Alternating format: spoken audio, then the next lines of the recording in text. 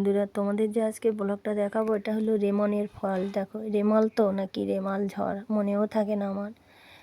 আমি আজ বাড়িতে যে কাজ করে সেই দিদির বাড়ির ওখানে, দিদি খুব অনুরোধ করছিল তাই যাচ্ছি। দিদির সব জিনিসপত্র নষ্ট হয়ে গেছে, ভিজে গেছে, কারণ দিদির বাড়ি হচ্ছিল। দিদি প্লাস্টিক কাঠবাস দিয়ে একটা ঘর করেছিল মাঠের মধ্যে, তার মধ্যে সব নিয়েছিল, সব ভিজে গেছে, তাঁবু টাবু উড়ে গেছে, ঘরের ঘরটা ভেঙে গেছে। ঘর তো দেখাতে পারবো না, জিনিসপত্রগুলো আমি তোমাদের দেখিয়ে দেবো।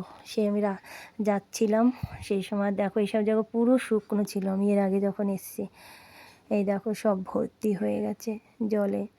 এই যে দিদির বাড়ি এসে এই দেখো সব ভেঙে চুরে গেছে, এই দেখো সব, কী অবস্থা, সব ভেঙে চুরে গেছে। দিদিরা সারা রাত নাকি জলে ভিজেছে। দিদি আমাকে বলেনি কথাটা, একদিন পরে বলেছে, খুব কাঁদছিল। তারপর আমি জিজ্ঞেস করছি কাঁদছো কেন, তখন বলে খুব কষ্টের মধ্যে আছি আমরা, জানো, খাওয়া দাওয়া কোনো কিছু ঠিক নেই। পাশের বাড়ি এক আত্মীয় আছে, সে একটু দুদিন ধরে খাওয়াচ্ছে। ঘরের শুধু ছাদটা হয়েছে আর দেওয়াল হয়েছে, আর কিচ্ছু হয়নি। তা বলছে এর মধ্যেই উঠে যাব, কালকে বৃহস্পতিবার একটু পুজো দেব আমাকে বলছে। বুধবারে আমাকে বললে একটু বৃহস্পতিবার পুজো দেব, পুজো দিয়ে উঠে যাব। বলছি তাই করো, আগে বাঁচবে তারপর তো সব। তা আমার কাছে যে ছুটি নিল দিদি, আমি বলছি ঠিক আছে।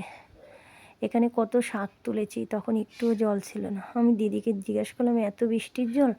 বললো না গো, বৃষ্টির জল না, এটা খালের জল ঢুকেছে, বৃষ্টিতে এত জল হয় না। দেখো এই রাস্তা দিয়ে দিদিদেরকে হেঁটে যেতে হয়, ওই রাস্তা অবধি ওঠে, ওই পাশে রাস্তা দেখাচ্ছি তোমাদেরকে। এইবার এই জায়গাটা জলে ভর্তি হয়ে গেছে, আয়াকাটুর মতো জল, এই জল কেটে অতটা উঠতে হয়। এবার এরপরে ওই রাস্তাটাও ডুবে যাবে, তখন পুরো ভেলায় যেতে হবে, ওই পাশে রাস্তা। দিদির মেয়ে জামাই কাজ করছে ওখানে, মানে টনচিপগুলো তুলে তুলে দিচ্ছে রাস্তায়। এই দেখো ছাদে উঠলাম, দিদির ন্যাড়া ছাদ, বাবা ভয় লাগছিল খুব। এই দেখো কিছু জামা কাপড় এই যে রয়েছে এখনও, আর কিছু জামা কাপড় শুকিয়েছে, সেইগুলো আবার পোলটা বেঁধে দিদিরা রেখেছে ঘরের মধ্যে। তা আমি ওটা করিনি, ঘরের মধ্যেটা পরে এক সময় দেখিয়ে দেবো তোমাদেরকে, দিদির বাড়িতে গেলে আবার ঘর।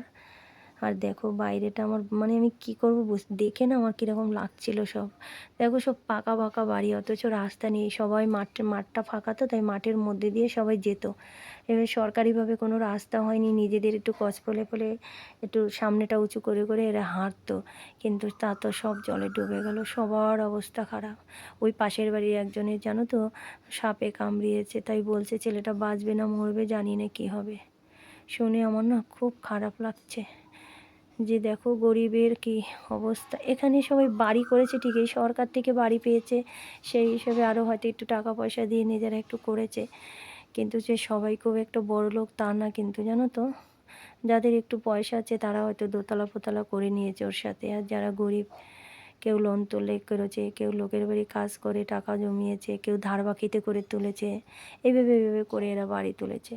মানে এগুলো কাজ করে করে 5-7 বছর বেশি শোধ করবে। এই দেখো কম্বল, ল্যাপ, সব তোষক সব ভিজে গেছে, দিদি বলছিল এগুলোর কথা। ওই দেখো দিদির মেয়ে আর জামাই, মানে রাস্তা থেকে নাকি বলেছে ওই সাইডে যারা থাকে যে এই রাস্তা দিয়ে হাঁটবে তোমরা, এখানে তোমাদের 5 গাড়ি 6 গাড়ি মাল দিতে হবে, না দিলে হাঁটতে পারবে না। তাই ওখানে 2 গাড়ির মতো ছিল, দিদি বলল সেইগুলো জলে তলিয়ে গেছে। এখন সেই মেয়ে জামাই দুজনে সেগুলো তুলে রাস্তার উপর দিচ্ছে।